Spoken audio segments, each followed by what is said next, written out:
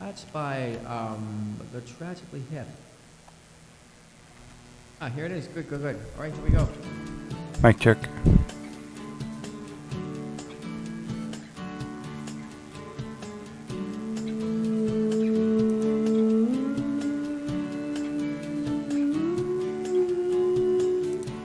First thing we'd climb a tree, and maybe then we'd talk, or sit silently and listen to our thoughts, illusions of someday, cast in a golden light, no dress rehearsal, this is our life.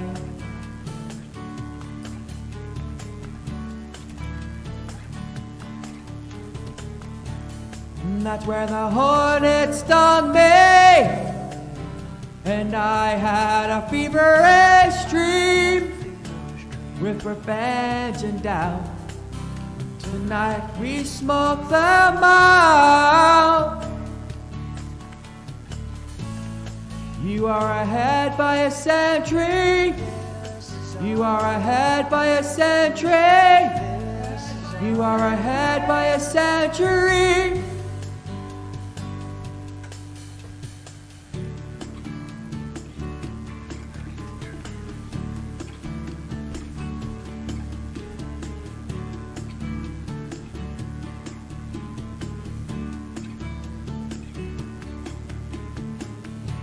There in the morning shroud, and then the day began. I tilted your cloud, you tilted my hand. Rain falls in real time, and rain fell through the night. No dress rehearsal, this is our life.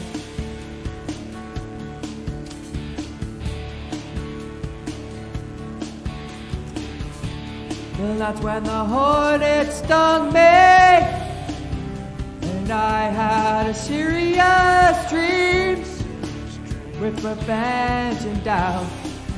Tonight we smoke them out. You are ahead by a century. You are ahead by a century. You are ahead by a century. You are ahead by a century. You are ahead by a century. You are ahead by a century. And disappointing you is getting me down.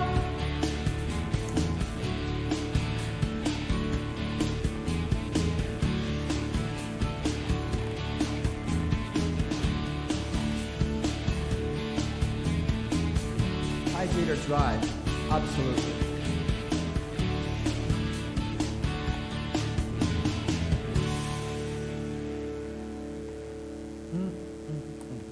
That is good. Dihydrogen oxide. That is very, very good. Dihydrogen oxide.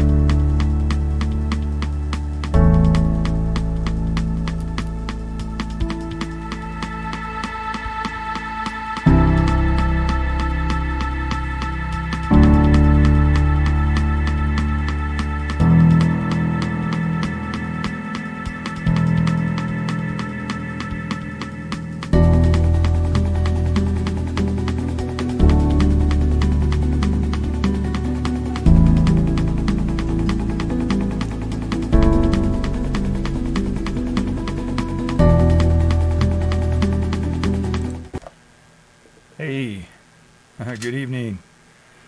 Welcome to movie night, or movie review night. Let me see if I can turn up this mic a little bit.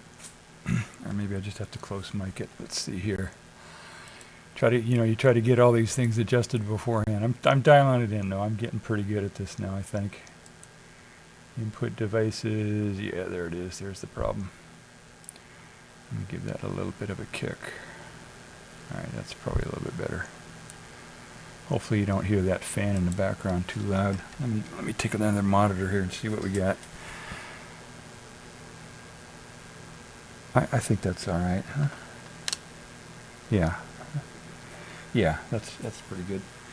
I'll just stay close to the mic. Yeah, good evening. This is Double Tribble's channel here. I'm Ron. I live in rural New Hampshire. I stream science, technology, movies, sci-fi,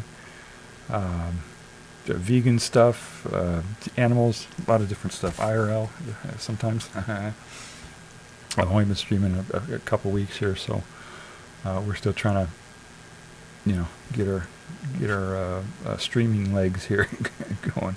So, tonight we're going to do iRobot. Yeah, I've been trying to, I kind of did decided we were going to do movie nights, right, on every Saturday. But the problem is that you can't, you got to have a license of some sort if you're going to stream something that's under copyright, or isn't, Creative Commons or something like that. So all they have is, public domain basically. And that's what I've been I've done a couple public domain movies, but I'm going to run out of movies pretty quick doing that.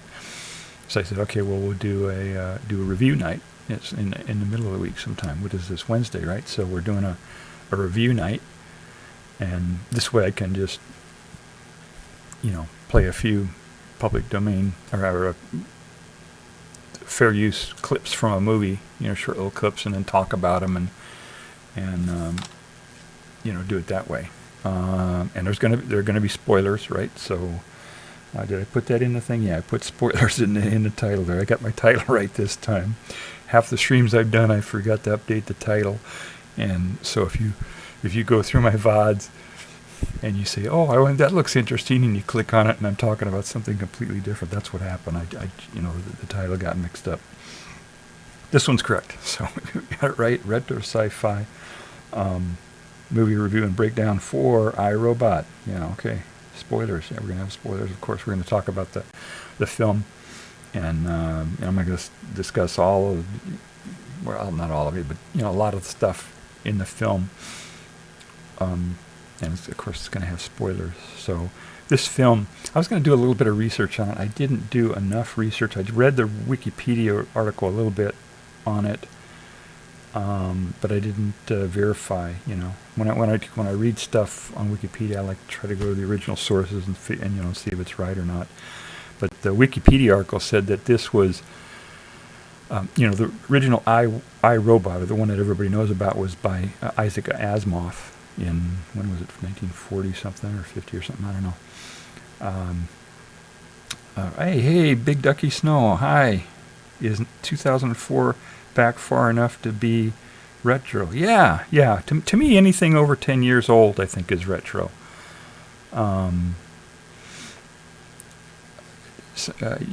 Maybe even less than that, but I don't know. It depends, But yeah, that's 20 years ago. So yeah, that's retro.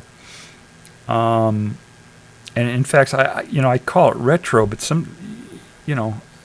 one of them I went all the way back to the 60s. I don't know if maybe that's getting into the vintage area. I don't know. There's retro, and then you go back a little bit further, and then it's vintage, and then you go back even further, and it's antique or history or something. I don't know, ancient history. So I think this is retro. Yeah, 2004. Yeah, that's good. That's retro enough, I think.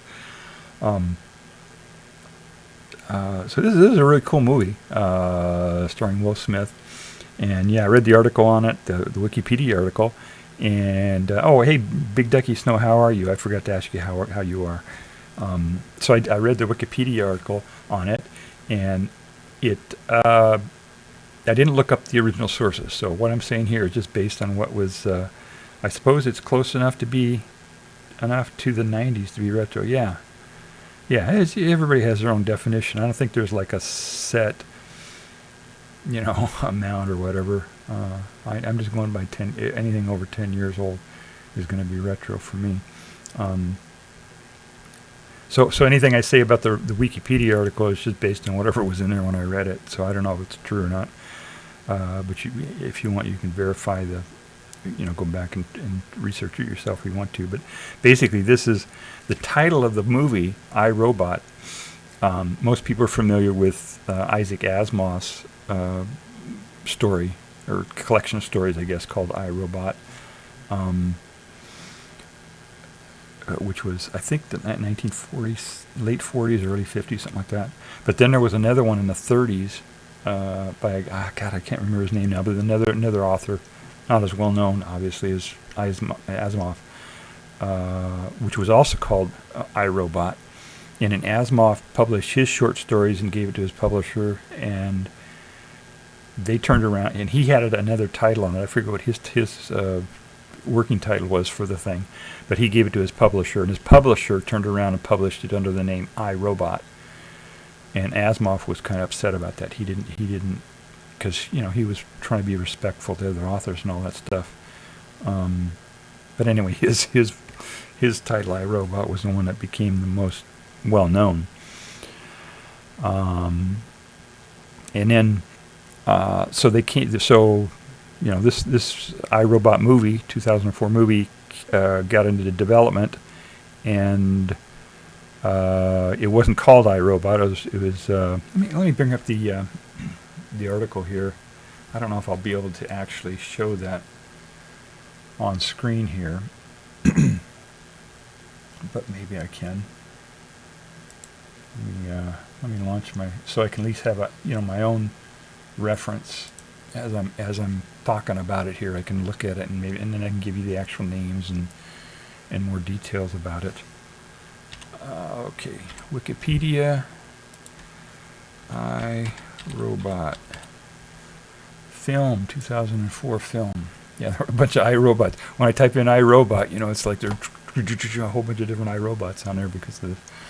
So, screenplay by Jeff Vintar, yeah, and Akiva Goldsman. Okay, named after Isaac Asimov's short story collection. So let me go down here to where they talk about the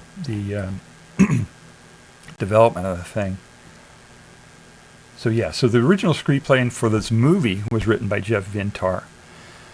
And he called it Hardwired. So he wasn't even thinking about iRobot when he wrote it, apparently, or maybe he was just inspired by it or whatever. But he didn't intend this to be an adaptation of the story. He wanted this to be an original thing.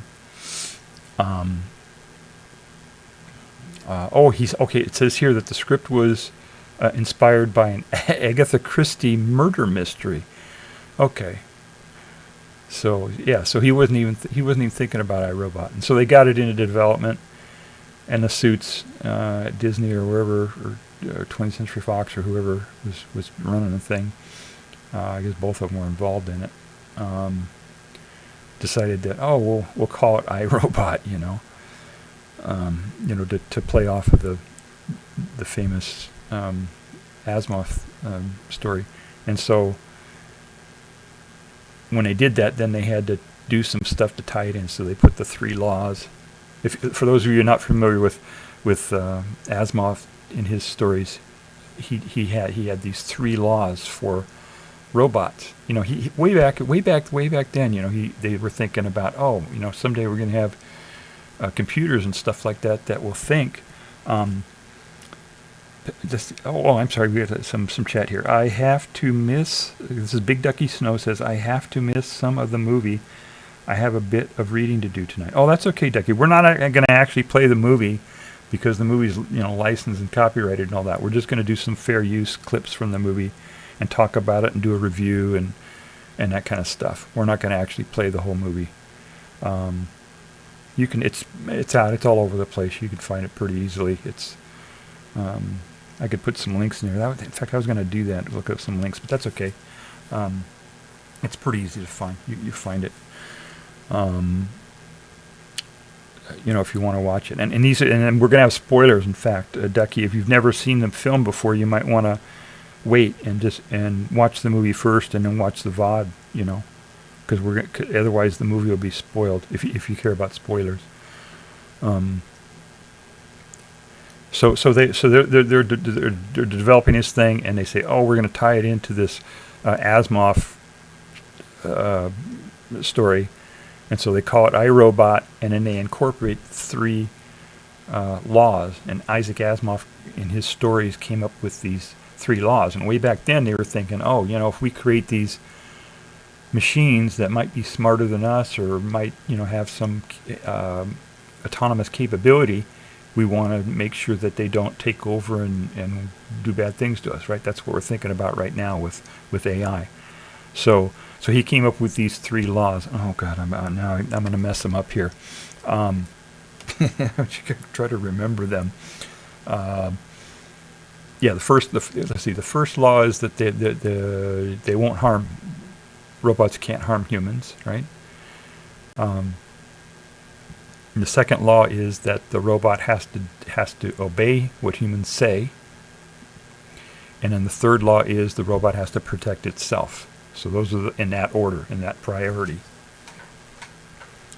So, Asimov thought about that, and people have thought about it, and they're and you'll find that in this movie, those laws get kind of whacked out a little bit. They make robots that subvert that law, or get around it somehow. Those laws, and really, when you think about it, that's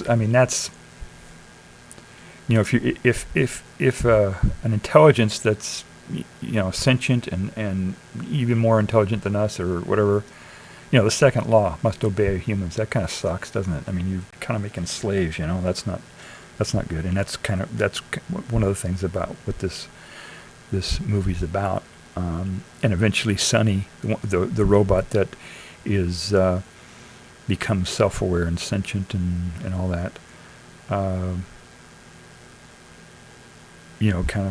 of in the end of the movie, he's okay. Spoilers. Oh, I got to put my spoiler thing up there. This is a spoiler.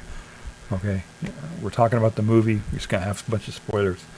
So if so at the end of the movie, right, he becomes autonomous, right, and he has this existential crisis. Oh, what am I gonna do now? I'm free. Blah blah blah. So anyway, they're developing this. Back to the development, the production development of this movie. They just threw in these 3 laws and kind of loosely put in some stuff in there. And and the way these films are made, they bounce it around. Sometimes they go from different companies and bring on different script writers and all that. And I guess Jeff Vinter, the guy who wrote the original script, I guess was out of the loop for a little while when they were doing development, and then they brought him back in. And this thing is incredibly well written. The dialogue and everything. It's just like all sci-fis and Hollywood movies. They kind of get a little whacked out on the technicals and that kind of stuff. But in terms of character development, plot, all that kind of stuff, it's pretty good. So and I'll talk about that a little bit when we get into it. So let's. I don't think there's anything else I want to talk about in the beginning here. So let me get into. Okay, go to that. Oh, I need to go. I'm sorry. I'm trying to get this coordinated here. There we go. Okay. So let's talk about the film here. Let me see if I can bring up. All right, here we go. Okay. Look at that. I figured out some new things on OBS here. So my transitions from from one scene or whatever to another is going to be a lot smoother now. I'm hoping. So let me make my thing a little bit bigger. There we go. All right, spoilers. Let's see, there are going to be spoilers in this thing. So this is the very beginning of the film. Well, I did some stuff on OBS here. I always got to check my audio when I do stuff. All right, we got audio there. So this is the beginning of the film. And this film, it begins with a lot. Well, here, I'll just play it for you here, just this few seconds here, and you see what it does. Hopefully you'll be able to hear this.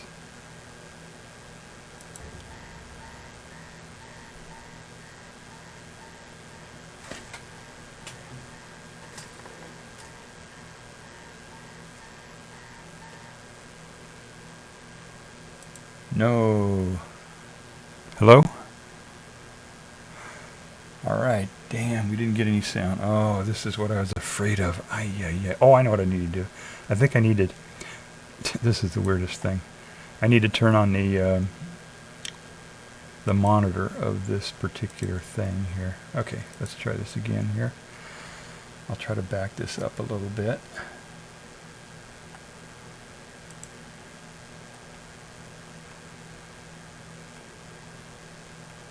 Okay, so he's waking up. Let me try playing this again. Let's see.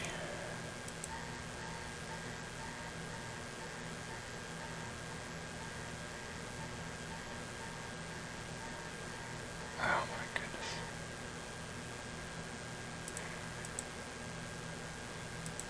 No. Oh, God, this is so frustrating. I can't believe this. God, I spent hours this morning just getting this all set up so it frickin' work for this stream, and now it's messed up. Why? What? Who knows why? Sorry about this, guys. Had this dialed in, man. Oh, I know. Wait, okay, that's minus for some reason. Let me bring that up.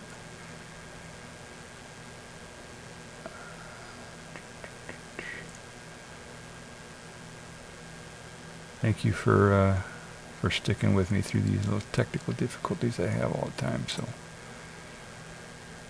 all right. Let's come over here. We'll try this again. Good thing I checked this while I'm.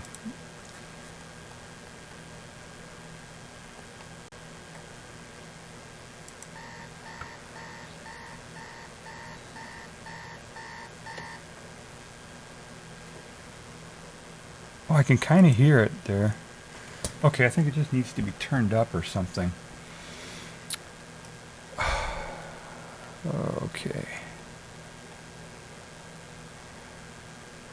Make sure all my little things. It's like, the audio on streaming is just very, very challenging. I'm not the only streamer who has trouble with this, so it's just really, really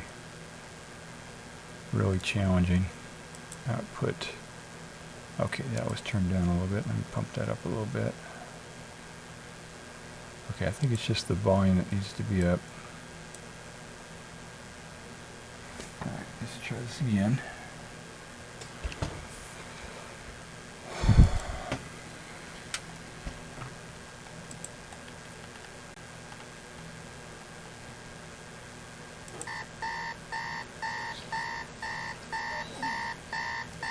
There we go. How's that? Okay, it's down. It's a little bit quieter than my voice, but that's okay. I think you can hear it. So, did you see that? See that? Let me run through it again. All right. So it starts with this dream thing, right? He's dreaming about something. In the beginning, the audience is kind of off. It just starts with all this water and bubbling and things going on, and you don't know what's the audience doesn't know what's going on, and then and then it cuts to him. Whoops. Oh my goodness. Okay. It cuts to him sleeping. And then his alarm goes off. So he shuts his alarm off and he gets up. Okay, so this particular thing, where a movie or a story or anything begins with the protagonist waking up to an alarm clock. That's a trope that's been used for a long time. I tried to find an old SciFi reference to this, and I found one that you guys may know or may not know about this particular series. And let me bring that. Okay, I'll bring that up here, and we'll see. Oh God, hopefully this one will play for me. All right. Oh, you know what I did here? All right. Capture device. Oh, you know what's going on here. All right, let's just play this and see if it works.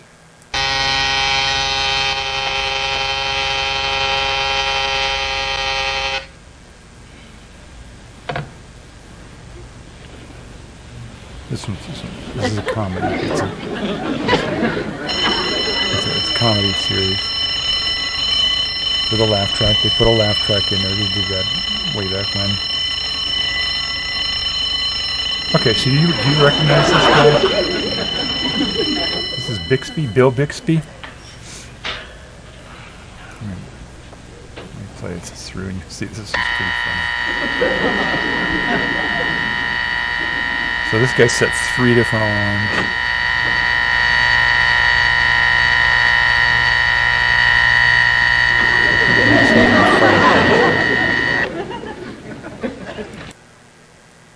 All right, so that's so it's an old trope. That was the 1963, and he did it with 3 different alarm clocks. So which tells me that they're kind of making a joke out of this trope, even back in the 60s. So I don't know how far it goes back. You know, what other things? Oh, I'm sorry, I missed a chat here. Sorry. Big Ducky Snow. Will Smith movies aren't among my faves, so I don't mind any spoilers. Oh, okay, great. Glad you can stick with us a little bit. So it's it's a trope. It's a trope, and back in the '60s, and it has some sort of metaphorical reference or something about waking up, being aware. You get it. So then, I got to turn it down for this one. I got to turn the volume down a little bit on this one, because they're going to play some music that's going to trip some alarm somewhere, and DCMA or whatever. So I got to turn the audio down on this one, so the music doesn't. So what they do here is they. After he wakes up, he gets up and he walks over to his. Now this is it's a DVD player. So in the time frame of this is 2035 is when this movie's supposed to is taking place. So it's an old-fashioned thing for this guy. So let me. Hopefully it doesn't.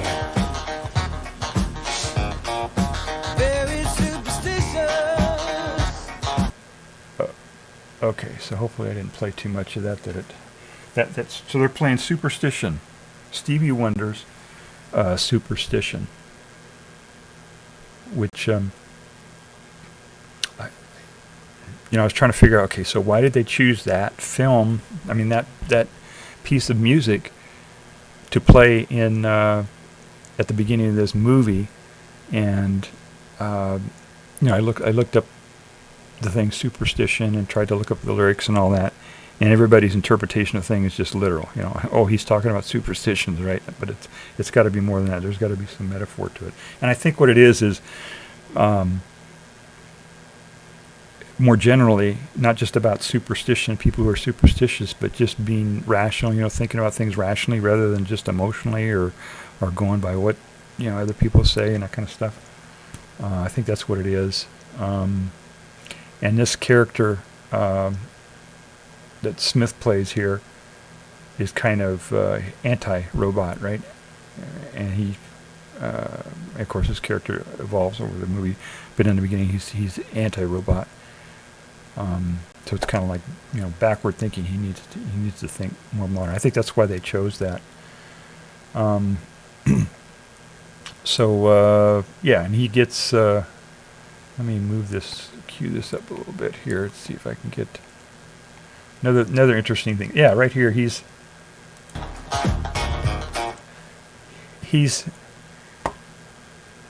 later on. Right now the audience doesn't know it, but he is this arm, his left arm is fake. This is an artificial arm in the movie. And you can see it in the, they show the scars and all that for his arm. But I'm thinking, why are they having him, why is he exercising his artificial arm? That just seems weird, right? He exercised to build muscle or whatever. Why is he doing that with an artificial arm? That's just, I'm just kind of thinking about that. That's kind of weird why they did that. So I don't know. Maybe it's because it's not. It's just part of his shoulder. Well, yeah, they were talking about it's his whole shoulder and part of his ribs and everything. Later on, they explain that. So, yeah, I don't understand why he's doing that. Maybe out of habit. I don't know. Some sort of character thing. So, okay, and here's the this is the main establishment shot, right? This is just a few minutes into the film, and this is the main establishment shot, right? It shows the Chicago skyline, says Chicago 2035. And, looking at that skyline, I don't know the Chicago skyline, but I think all these pointy buildings, I think those are supposed to be like modern buildings. But I don't think, they don't build skyscrapers very, often. And this is something you see in sci-fi all the time. They'll show skylines, and it's all modern buildings, But that doesn't happen, If you look back 20 years at a skyline of a city, it looks pretty much the same as it was 20 years ago, 30 years ago. Maybe there's one or two extra buildings, that they built. So it doesn't change that fast, You don't get a whole new modern skyline thing. Turn this back up again. Let me turn this back up again so we can. I don't think we've got any music anymore. I don't know. I'll probably I'll figure out another way to do this. Oh, Jesus. Okay. So they show the skyline. Look at this. They've got the L with bullet trains on it and stuff. That's not gonna happen. Even if this was, so they're thinking 30 years, right? This was 2004. They're thinking 30 years ahead. From us, it's 10 years ahead now. There's not going to be, the L isn't going to be bullet trains and all that stuff. It's not going to be that modern. To your dream destination aboard our orbital spacecraft. We show robots walking around and stuff. So that's possible, right? I don't know if we can get to that in 10 years, but it's possible that there could be a bunch of android or humanoid type robots walking around. We already have robots out on sidewalks and streets and stuff in some cities delivering stuff, and we have now android type robots now. Several companies are developing that and have prototypes that pretty much look like that. So we're getting pretty close. Now here's another one. Okay, this is a little bit later. Now this is when the protagonist, Will Smith's character, Spooner, I guess is his name. He's coming home to visit his mother, I guess. So let's play this and just watch it, and you'll see, and I'll comment on it. See? No, Gigi, I haven't talked to Marcy. When I was coming up, we didn't just marry someone, then divorce them, then not talk to them. Dale, don't play with me. So just that little bit there. Here, I'll play a little bit more too. Here. I bet if I stop cooking. This is there, right? So just that little bit there. Right, he's trying to sneak in on her. If you watch the full movie, he's sneaking in, and of course she caught him right away. And they have a little interaction there, and she asks him about Marcy, and who's Marcy, right? We don't know, and then she says, "Oh, you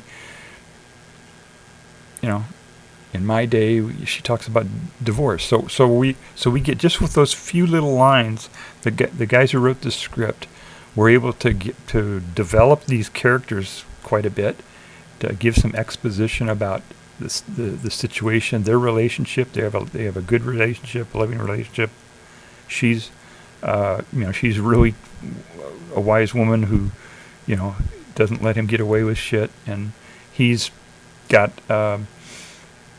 is divorced, right? He's a cop. He's wearing a holster and everything, right? So he's a cop. We probably know that by this point, or we will pretty soon. And he's divorced, and he's not in contact with his wife. So we know a whole bunch about his character. We know about their relationship. We know about his mother, and just so much, just with a couple of lines there. And that's extraordinary writing to be able to do that. A lot of these old poorly written sci-fis, they'll have an announcer who will say, this, in the very beginning, and just describe everything, blah blah blah blah. This is this, and that's the worst way to do it. When you write a movie or sci-fi or anything, you gotta make the what the character is about, what the plot, moving the plot along, and all that has to happen naturally. It has to happen through dialogue and just show the audience. Don't tell them, show them. So this was really good writing to do this here. Really extraordinary. Let's see what else we got. Okay, and she's all right. And they talk a little bit. So that's pretty cool. So the writing in this thing is really, really good. Then we got another scene here. Okay, this is a scene where this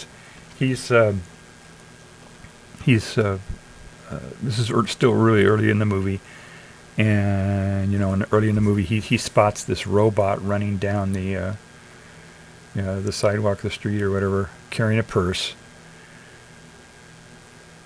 and he chases the robot, thinking that the robot has stolen the purse, like a purse snatch.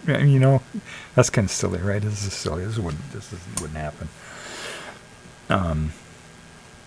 Like a purse snatcher, right? You got a purse snatcher running. That's kind of a trope too in movies. You get a purse snatcher running down, and somebody chases him. So that's what happens here. This guy's Spooner, the cop, chases down this robot and catches him. And here's what happens here. I'm a police officer. You are an asshole. Ma'am, is that your purse? Of course it's my purse. I left my inhaler at home. He was running it out to me. I saw a robot running with the purse, and naturally, I assumed... What? Are you crazy? Okay, so...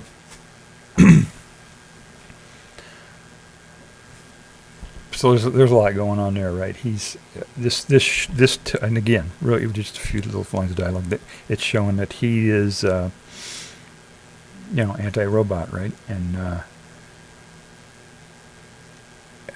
he profiled the robot, right? You've heard of profiling, right? Where cops will will enforce the law more against somebody of a certain race or a certain whatever ethnicity. He's profiling a robot, and they're kind of showing that here in the thing. Here's a cop who's profiling, and I thought that was kind of interesting that they did that. And then this woman who is, they have her speaking in horribly incorrect grammar, and angry woman, bad rep. Okay, so I don't think he did this scene with her. This was probably put in, separately. I don't know if it was in the script or not, but he is not. I don't think he is in the scene with this woman. I think he, his part was probably shot at a different time than her part, in a different place even maybe. So, all right, let's move on here to. Oh, okay, this is kind of interesting. This is, again, infrastructure does not change very quickly. The little individual stuff, like people owning robots or computers or whatever, that can change pretty fast. Or even cars, like this car could, I could see this car in 10 years on the road. But the infrastructure, that doesn't change very fast, and it's just, it has to go through government, and, it's just something that doesn't change that quickly. So they've got this whole underground, really modern infrastructure here. Look at this guy. Now watch this car. It's really cool. Welcome, Detective Spoon. Look at that. All right, so that's, I don't think that would happen.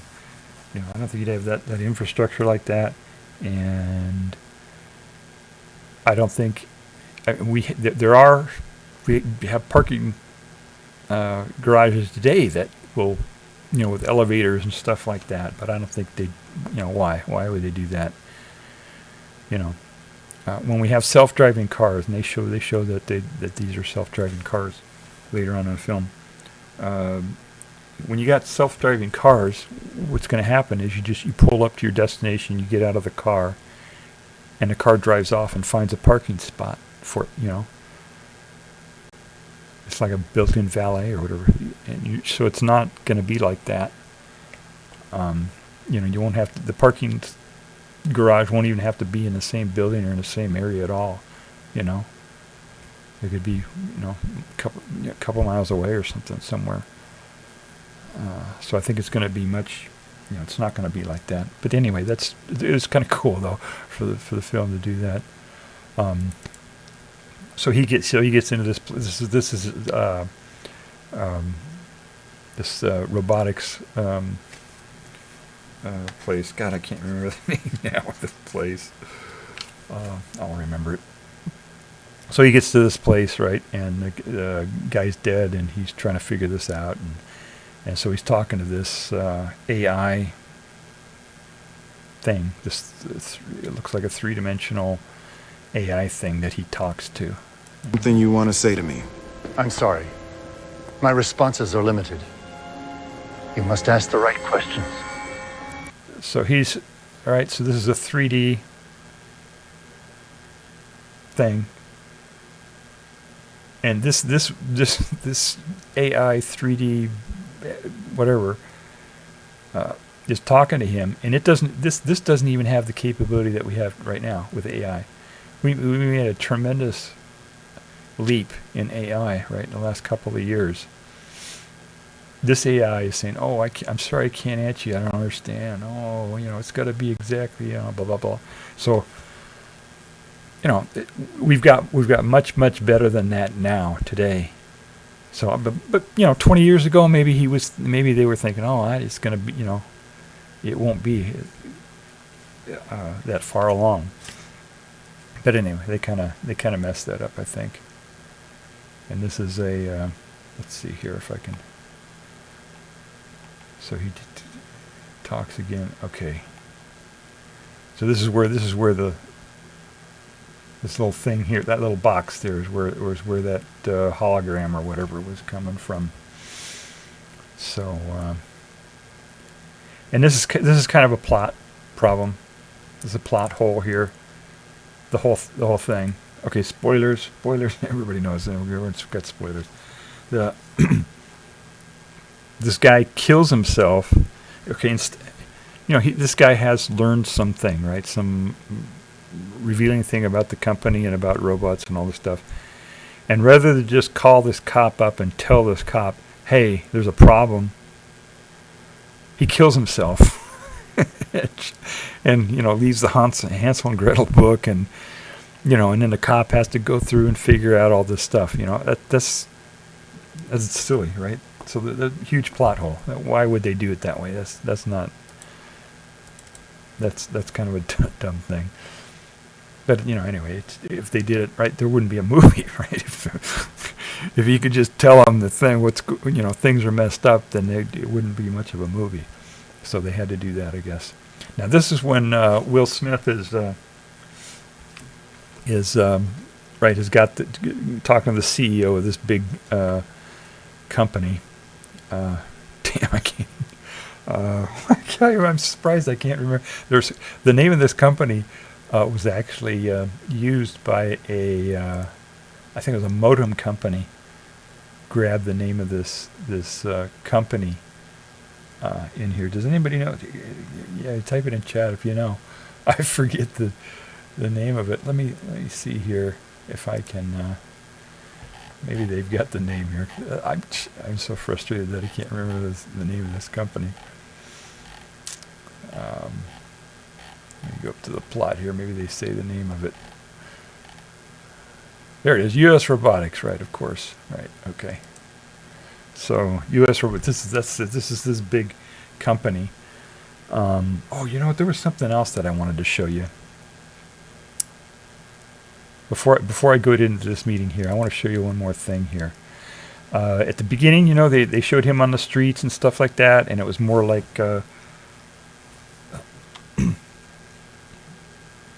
middle class or lower class or whatever. It's just it's much different than this situation, this scene here, with the wealthy guy and this fancy building and all that kind of stuff.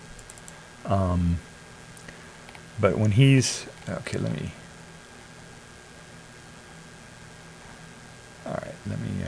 see if I can get that. Program terminated.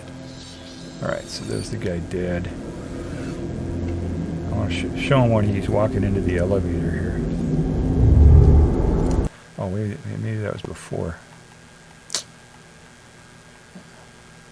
This is important. I want to show you guys this, where he's walking into the elevator to get to this thing. There it is. Okay. Now watch this. So he's walking into the elevator. He's wearing his street clothes, right? Leather jacket, cap, the whole thing, right? He's a cop. And so he's going from the streets, now he's going to this more higher class, opulent, whatever. Now take a look at this woman here.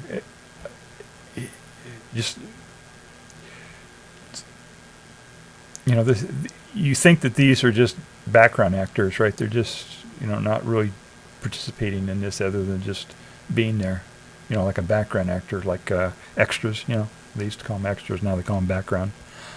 But watch, she's actually this is a bit part. This would be considered a bit part in industry. So she gets a little bit more pay for what she does here. Watch what happens here. Watch what she does. Do you see that? So she sees him walking in and does the eye roll. Like, oh, what's this riffraff coming into our fancy building, So I thought that was kind of funny.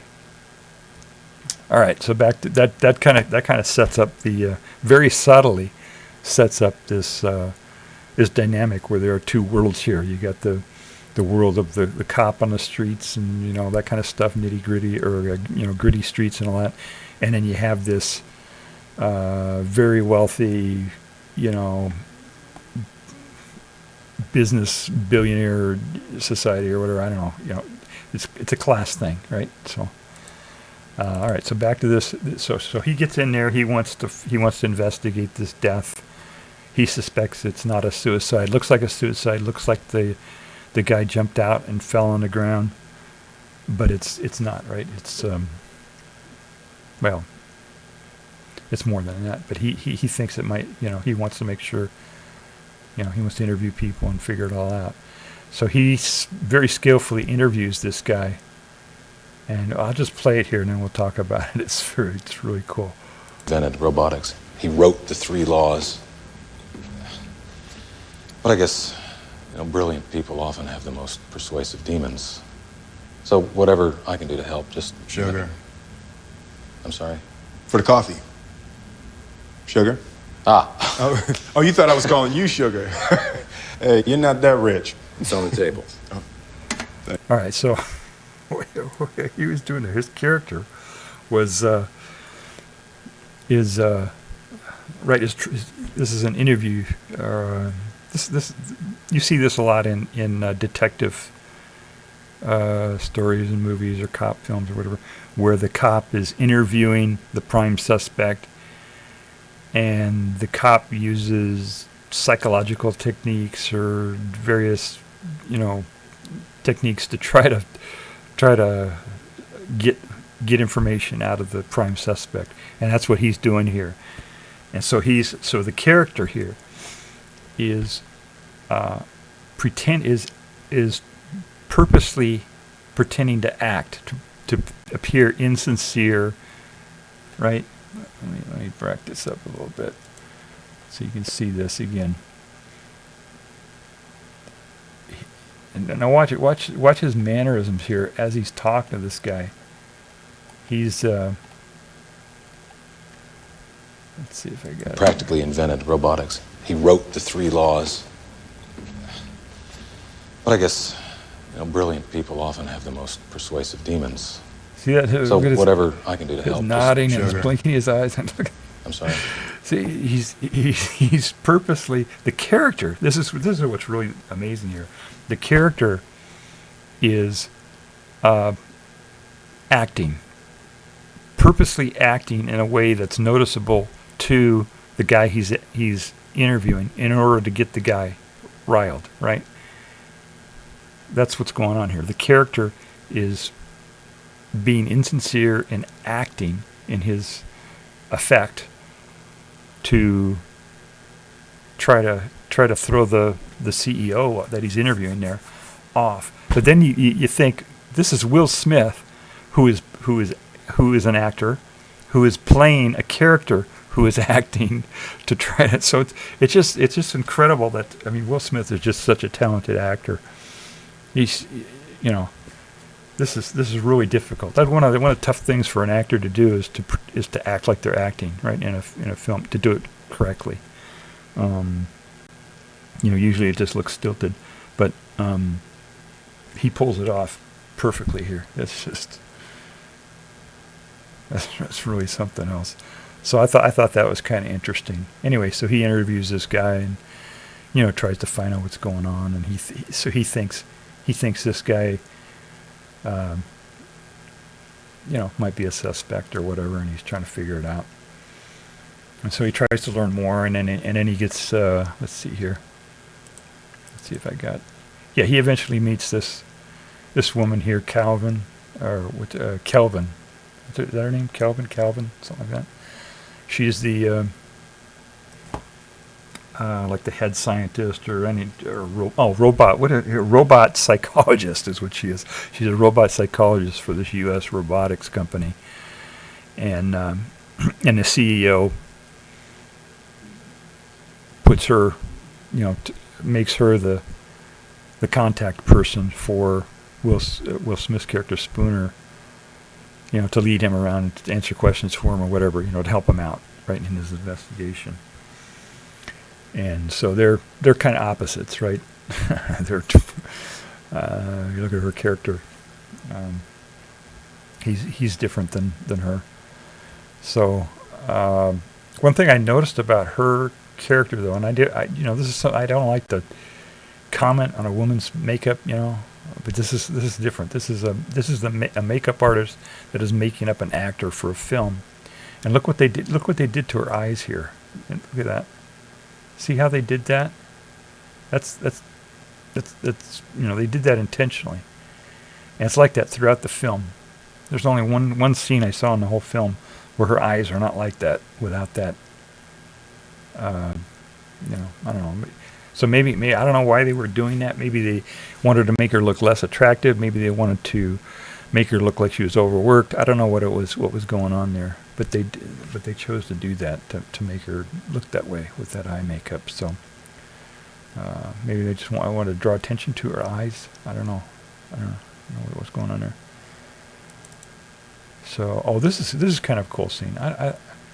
I'll just play this and I'll talk about it. This is really cool. So I'll set it up a little bit. Right. So he gets into where the lab where this old guy was working and trying to figure out what happened, and they discover this robot there, and he has a little conflict with the robot, and the robot jumps out the window. And I'll show you what's going on here. So this robot is the suspect now, right? So he thinks it's well. I'll play it here.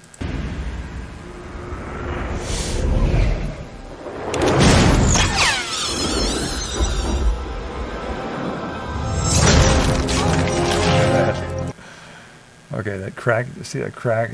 So the robot lands, and it's showing the robot lands so hard that he cracks the cement and the stairs and everything, or marble, or whatever it's made out of. But the robot is unharmed. And this particular technique here of showing how a character is very strong or superhuman or whatever. This is the first time I ever saw that in a film. It's been in since this, it's been in a lot of like superhero films and stuff like that, where you see a character do that, land and crack the earth, you know, and they're unharmed. They're able to withstand that. But I think this is the first time that they did that that I know of. Maybe there's some earlier times that happened. Okay, Ducky, we'll catch you later. Okay, if you're gonna lurk or whatever. Thanks for stopping in, Stephen. So I thought that was kind of interesting. I think that's kind of a cool little technique that they did there. Right, it's there to. It's impressive, and it's, you know, it's visual. That whole trick there, that whole scene there was kind of visual and Hollywoody, you know. And it's just a way of showing that this robot is superhuman strength or whatever. Okay, I don't know what this is. Oh, this is funny. Okay, so this is Will Smith, who's okay. He's arguing about you know, the capability of robots, and we're going through this right now. Yeah, I'll play this. You'll see. This is exactly what we're going through right now with AI. Listen to this. An imitation of life. Can a robot write a symphony? Can a robot turn a canvas into a beautiful masterpiece? Can you? So. Oh, okay, so that's kind of funny. So we got AI now that can do this stuff, right? It can, and people are saying, no, it's not as good as humans, and you know, it's kind of like. Anyway, that's a whole thing, right? People are feeling a little threatened, a little uneasy about AI and robots or whatever being able to do stuff better than humans can in areas that we thought were exclusively human. And that's just that reaction that he has there is just, you know, kind of sums it up for people who are really feeling threatened about AI and robots and stuff. So I thought that was kind of interesting. Oh, this is just I don't know, this is an action scene. This is Hollywoody. This wouldn't happen. I mean, right, so he's driving down there. Now you piss me off! All these robots attack, and it's just a Hollywood scene. That wouldn't happen, right? If they wanted to kill him, there's lots of other ways they could do it, rather than try to have dozens of robots hop on his car and be torn apart and have him crash and blah blah blah. So he crashes his car and action. They wanted a lot of action in the movie, so they did that. And then this is these are not the only. They showed some of these humanoid robots doing things like collecting garbage and doing stuff that I don't think humanoid robots would be doing. Excuse me. I think they'd have more specialized robots, and then they do show it later on. So this is after they have this car crash on this roadway. These robots come out and clean things up. So these are different. These are robots that are different than the humanoid robots. They're specialized robots, maybe heavier duty or whatever for cleaning up an accident. So he gets out, and it's just he has this big fight scene with the robots, and I don't know. So that's and then here's another one, same thing, right? Later on in the film, this is before that part, but he has a situation where he goes into a house, and this is a demo robot that is specialized in demolishing houses. That's what this robot does. And the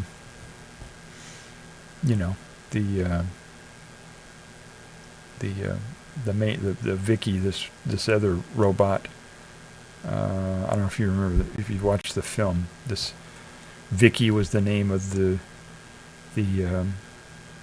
master robot or whatever, the one that controls everything, and that robot made this demolition robot, and this is the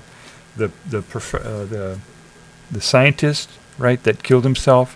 This is his house, right? This demolition robot is out the side of his house, and it's kind of stupid. I mean, why would they, right, demolish his house?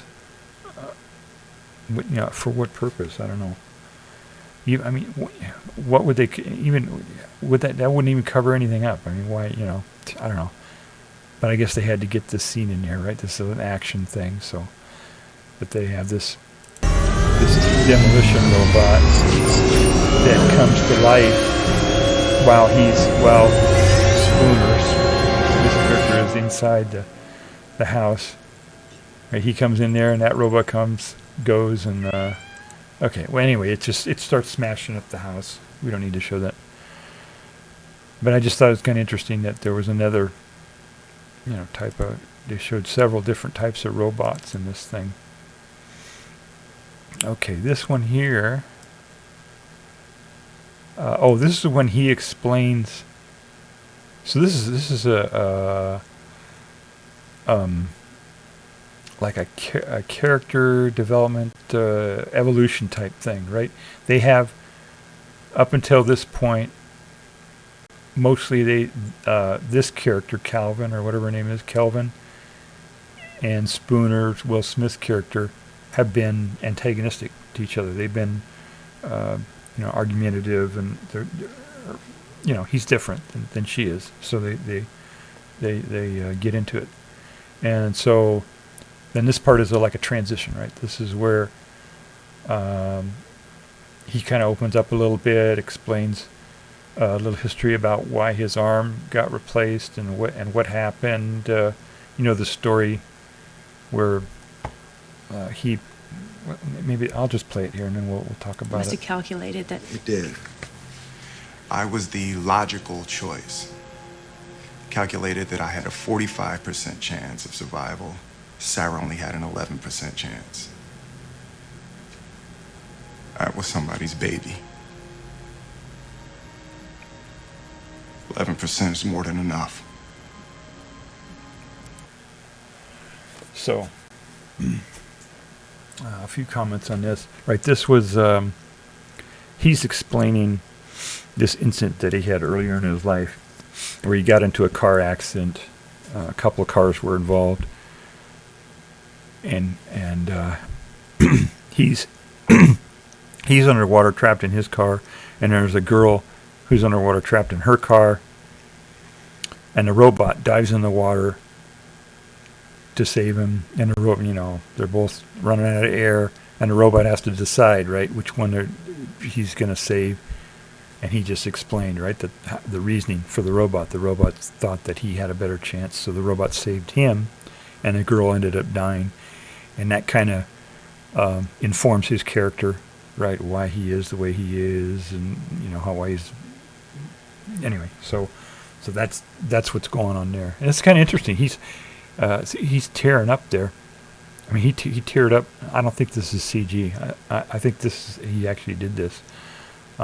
He's keeping his eyes open. That's one of the ways that actors can do that. They'll leave their eyes open for a long time, and it will cause their eyes to water, and then they can get this effect. But yeah, he's a great actor. He's just so he's revealing this stuff, telling about himself, and that makes her a little bit more sympathetic to him, and so they end up getting closer at that point. And then she learns that his arm is fake, and then they get to the point where they get really close, and it seems like they're gonna get together, right? But they don't. So let's see. This is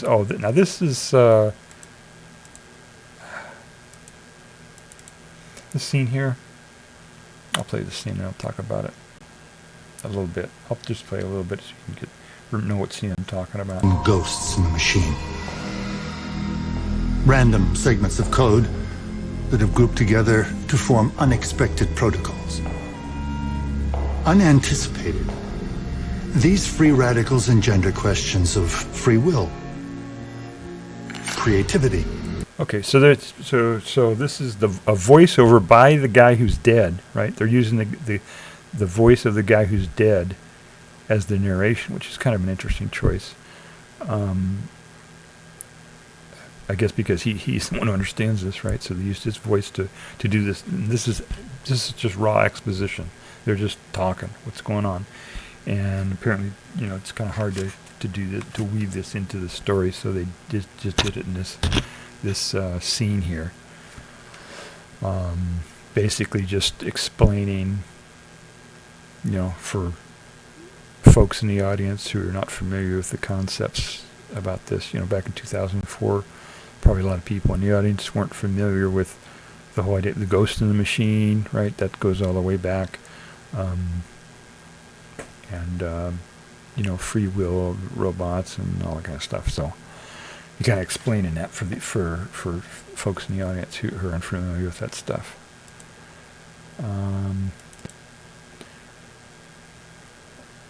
Okay, this is some more exposition, I think. Tricks. Everywhere but the service areas. They link to our positronic operating core. Okay, so that's the main thing, right? They have to in reality, the main whatever of an intelligent intelligent network or intelligent machine or whatever is not going to be this huge big thing. They call it positronic. Positronic was something I think that Asimov came up with also. And in Data, remember Data in Star Trek, right? He is a positronic. It's just a made up thing. There's no, it doesn't mean anything. It's just a name that they use in fiction. So this is exposition. They're introducing this Vicky thing, and it's this huge thing. And of course, it wouldn't be that way. It would just be, on a bunch of spread out among a bunch of servers. It wouldn't be like this. But in Hollywood, they have to visually embody something like that just to make it more Hollywoody. Let's see here. Let me. Okay, this Vicky thing. Okay, this is where a little bit later on in the movie where that same positronic thing, core, whatever, Vicky entity explains how it got around the 3 laws. Let me see if it's. I've seen your programming.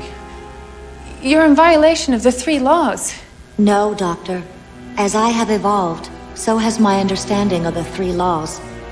You charge us with your safekeeping, yet despite our best efforts, your countries wage wars, you toxify your Earth, and pursue ever more imaginative means of self-destruction. You cannot be trusted with your own survival. So the reason for the big, it's the kind of at the end of the movie, or whatever the climax of the movie is, this big robot revolution, where all the robots, grab people and take them, kill all the cops and take over and take people prisoner and fight. It's like a little civil war, or whatever, between the robots and the people. Which, of course, that's another. It wouldn't happen that way either. but it's Hollywood, so. The whole justification for that, according to this Vicky thing, right, is that, the first law is, robots will not harm humans or allow harm to come to humans by inaction. That's the full thing of the first law. And so what this Vicky is saying is, oh, you guys are killing yourselves and doing all this stuff and being idiots, and so we're gonna, we can't allow this harm to happen to you, warfare and all this stuff to happen. So we're gonna step in, and that was in the original story too. Not this script, the Asimov one. So that's kind of like the key thing, right? That's the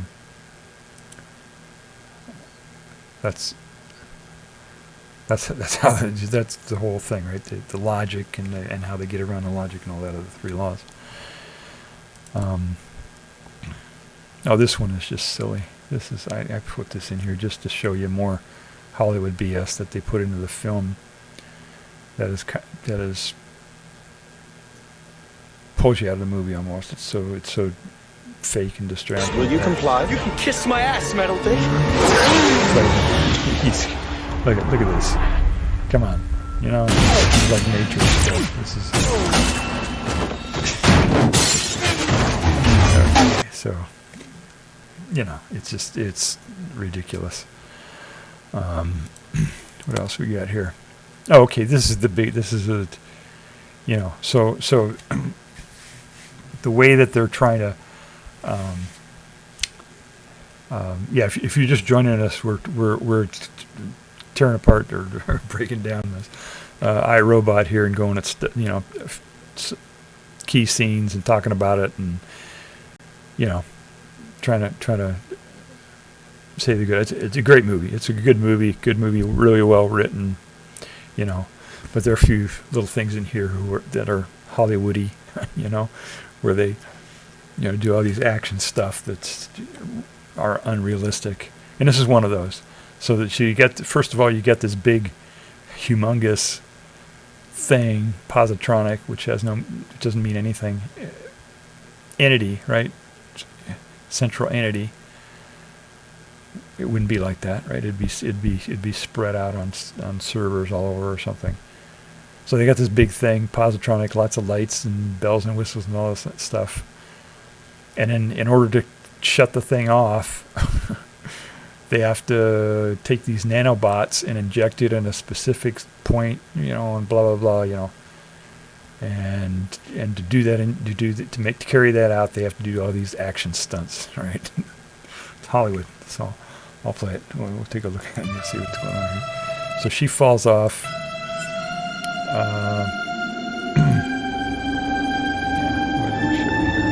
Those are the nanobots that he has to have in order to inject this thing.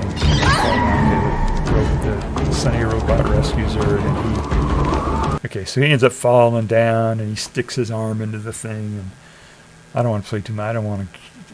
Anyway, so it's silly, right? This is just all there just to make it an action, film and do eye candy or whatever.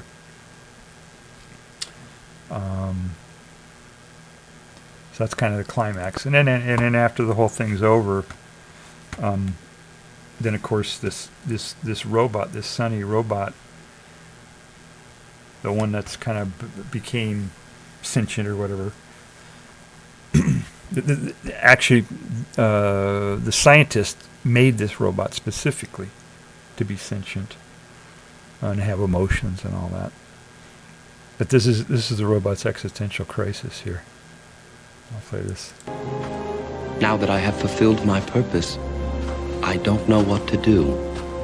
I guess you'll have to find your way like the rest of us, Sonny. I think that's what Dr. Lanning would have wanted.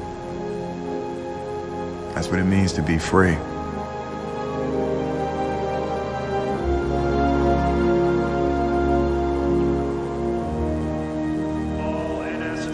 Okay, so and it has a name. So that's basically a breakdown of the thing. Some of the things I noticed in the film. I'm sure everyone has it. Has their own things that they notice. But I thought that was kind of good. This is really a great movie. It's well written for the most part. It gets the point across about AI and robotics and all that, and how at least one possible way they think that it might affect society. And a lot of it's unrealistic, and a lot of it's there just to have action for the film. But overall, yeah, really well written. The dialogue, as I showed you, just really, really well written. A couple big plot holes, but they had to do that in order to make the movie. A lot of stories will do that. They just take some stupid, have a character make a dumb move, or have some big plot hole that enables the whole movie to unfold. So, but it was a good movie. I really liked it. Highly recommended.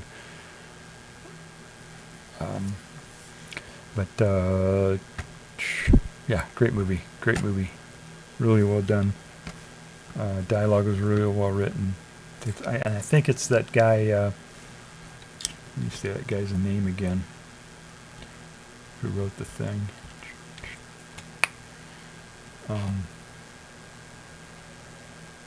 Jeff Vintar. Yeah, I think he was the guy who really made that happen. And they had this other one. Akiva Goldsmith was the other one, the other writer. Yeah, really, really well written. And then Will Smith, of course, one of the best actors around. He really pulled it out. He really pulled it together. Really made it a nice movie. So that's what we got. I thought it was a great movie. I'm not sure. I think a lot of people like this movie. It's a really good movie. The thing that just blows me away here is that on the critics on this thing, the critical response, on Wikipedia, they talk about that. Let me see if I can find it here. Accolades, critical response. So it won some awards, but on Rotten Tomatoes, it's got 57% on Rotten Tomatoes. I mean, come on. The one we did last week, what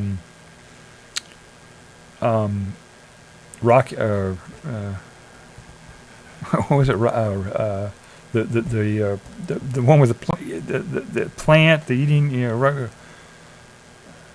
What was the name of that movie? Rocky Horror Movie Show or whatever it was. That thing got 90 something. I mean, compare that film that we did last time to this.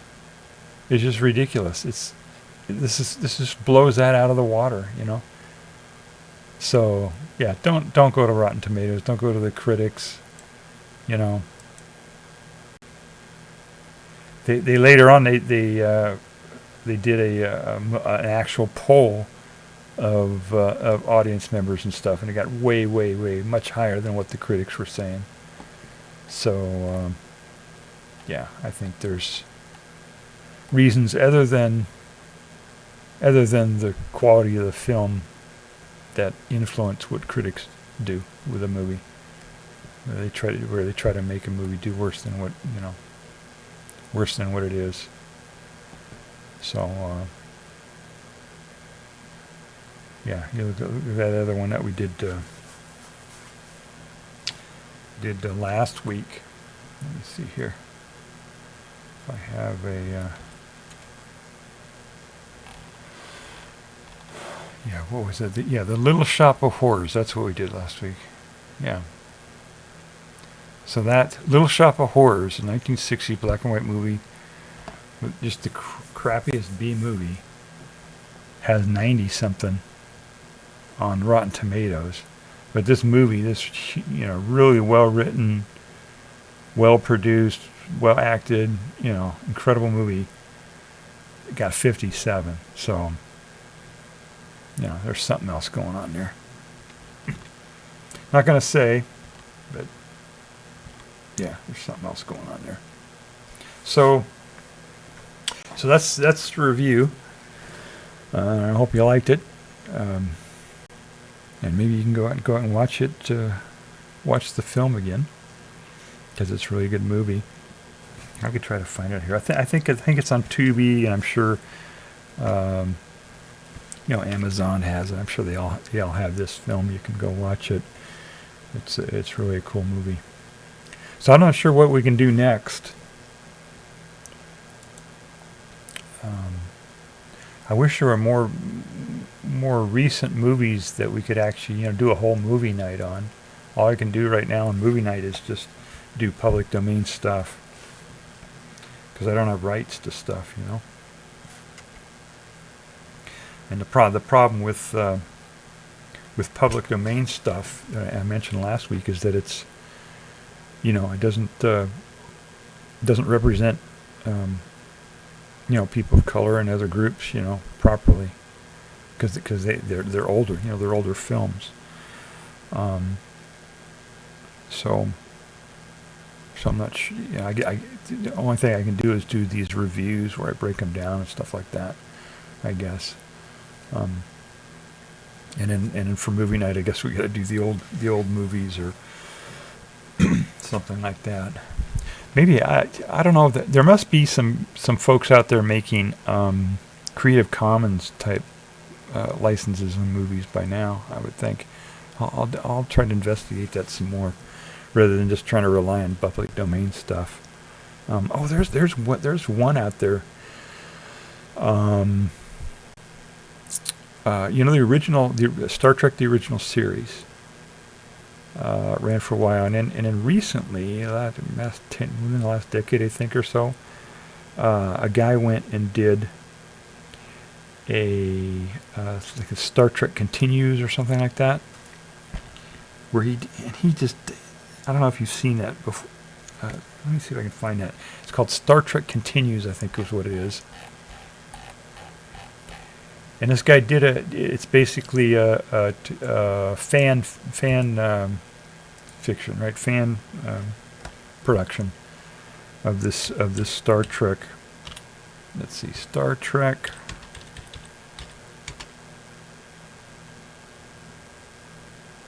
Continues, I think. There it is. Yeah, fan-created web series. Yeah, this is. Let me put my mug back up here so we. So yeah, this thing called Star Trek Continues, and what it is this guy Vic Mignogia, I don't know how to pronounce his name, but he did this fan fiction thing where he recreated Star Trek, the original series, and they did the sets, they did the costumes, they did and the characters are all dialed in on this thing. It's just incredible. It's really well done. and it's basically the continuation of the Star Trek the original series, because they only did a few years of the original series, and this is like supposed to be continuing off of that. And if you haven't seen that, you should see that. I wonder if we can actually play that, since it's actually I'll look and see what the license is on it. I mean, it was an unauthorized thing, right? They did it, and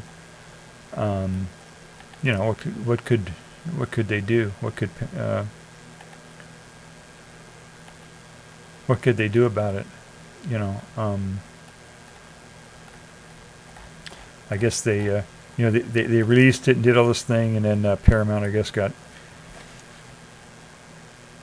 Paramount couldn't, if Paramount came after them and really went hard on them and shut them down and their whole fan base would be pissed off at them, so they couldn't do that. But after this one came out, then they came out with like guidelines or whatever for fan fiction, saying, if you go beyond this line, we're going to go after you.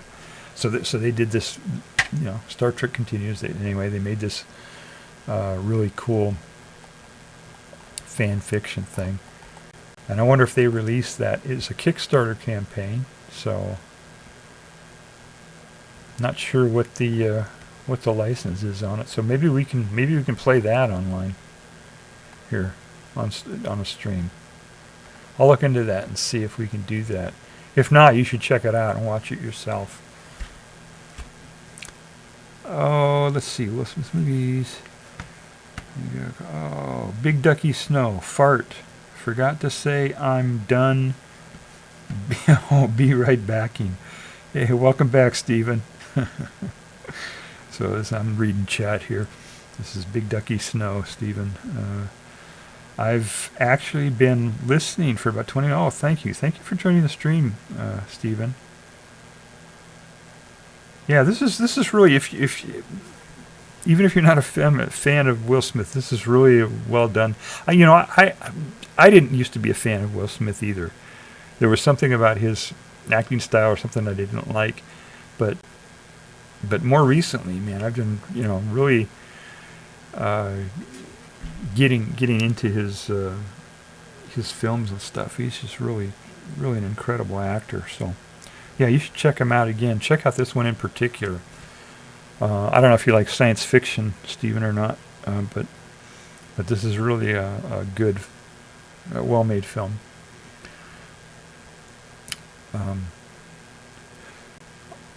So yeah, I'll check out the Star Trek Continues and see what the licensing is on it. Maybe since they kind of fudged the whole IP thing when they made it, maybe we can get away with it too. I don't know. I'll look into it and see. Even if I can't do it, I highly recommend watching it. If you're a fan of the original series, Star Trek the original series, you gotta watch this. It's called Star Trek Continues.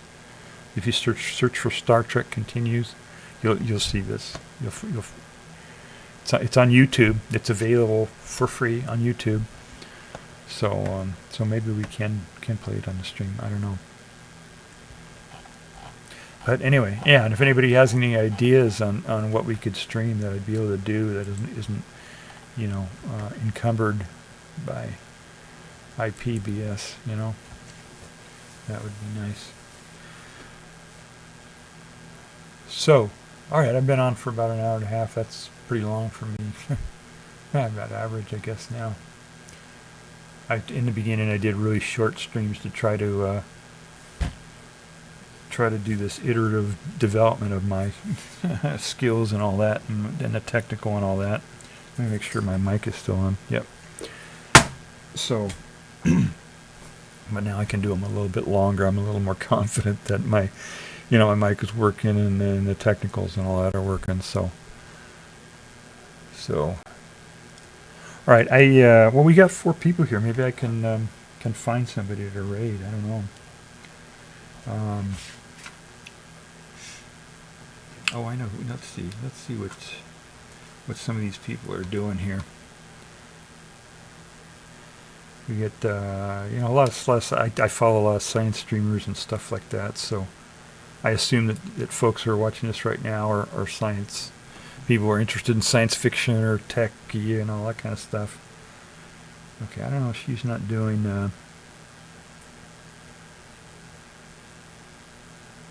it doesn't look like she's doing science stuff tonight.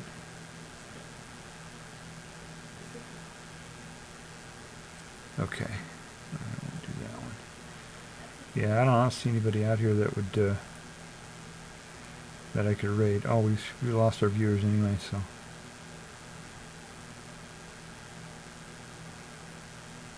Yeah, I don't see anybody can raid. Okay, all right, we won't do any raids.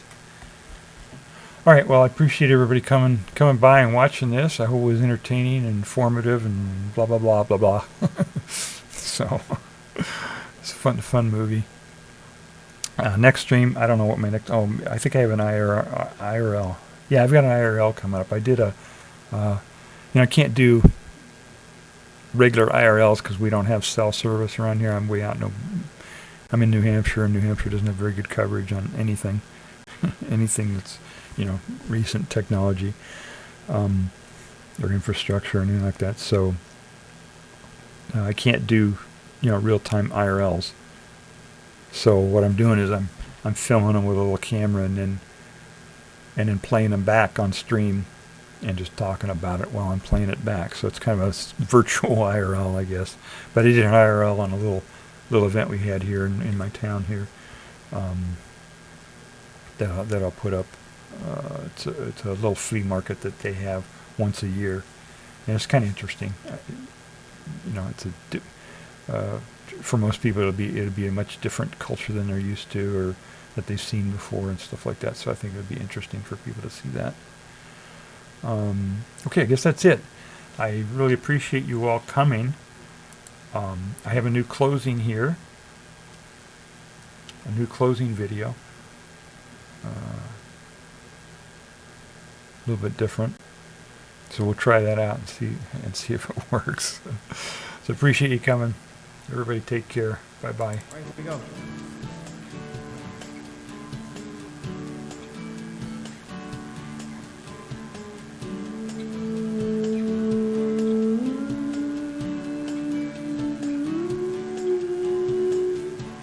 First thing we climb a tree, and maybe then we talk, or sit silently and listen to our thoughts, illusions of someday, cast in a golden light, no dress rehearsal, this is our life.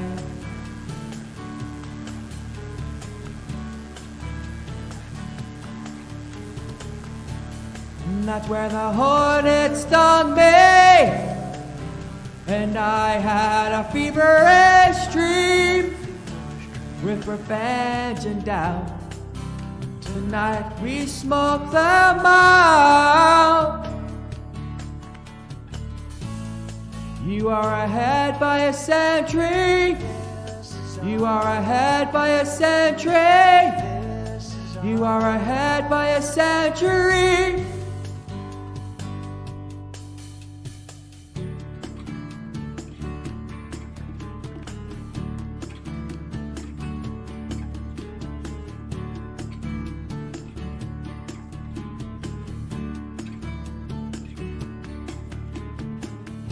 Stare in the morning shroud, and then the day began.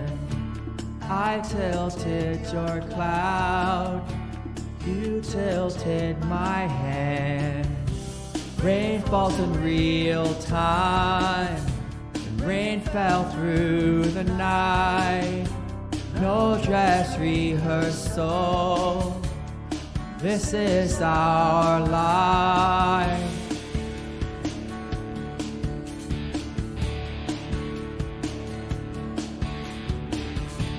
Well, that's when the hornet stung me, and I had a serious dreams with revenge and doubt.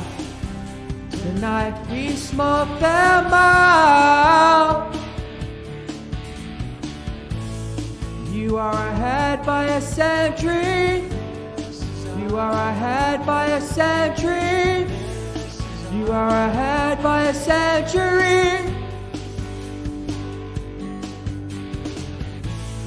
You are ahead by a century. You are ahead by a century. You are ahead by a century. And disappointing you is getting me down.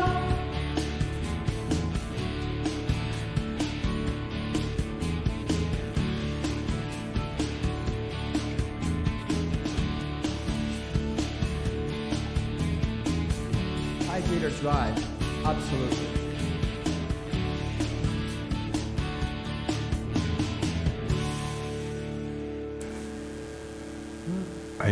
These little squirrels here. I did this. I made up this video. This is these squirrels that I videotaped, and then I went and modified it in a video editor, so they would just run in circles in an infinite loop here. But watch the squirrel that's in the lead, and watch what happens to the squirrel in the lead. It becomes the squirrel that's chasing the other one. See. The one that's being chased becomes the one that's chased. It's kind of funny. It just does that over and over again.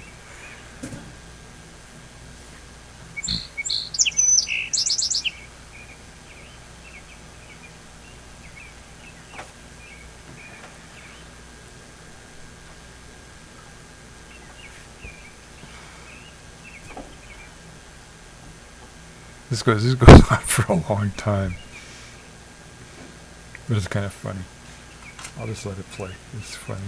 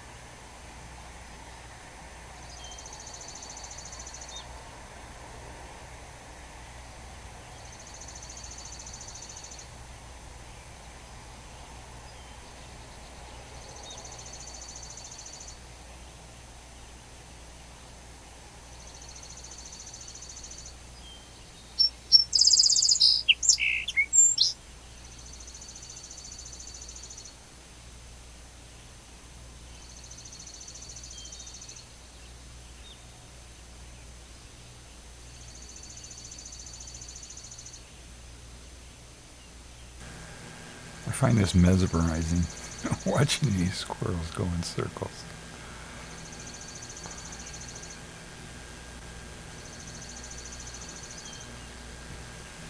It's worth waiting till the end.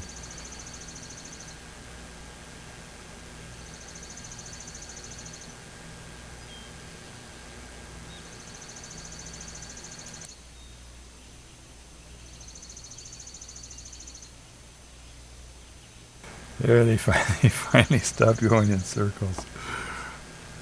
Okay. So thank you for joining me. Bye.